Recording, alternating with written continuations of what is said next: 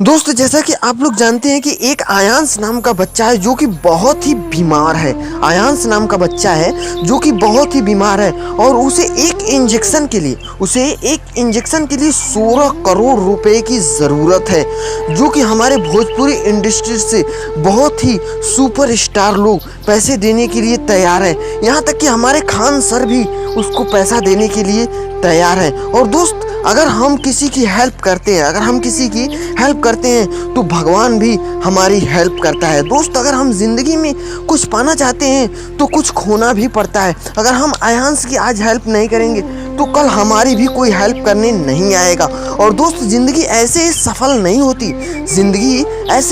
नहीं होती। हर एक इंसान के पीछे इंसान का ही हाथ होता है, ना कि भगवान कभी ऊपर से उतर के धरती पे आकर ये नहीं करेंगे कि बेटा चलो तुम्हारा हाथ पकड़ के मैं ले चलता हूँ और यहाँ पे इतने पैसे रखे हुए हैं और ये तुम पैसे उठा लो और तुम्हारी ज़िंदगी आगे बढ़ जाएगी, तुम्हारी ज़िंदगी सफल हो जाएगी।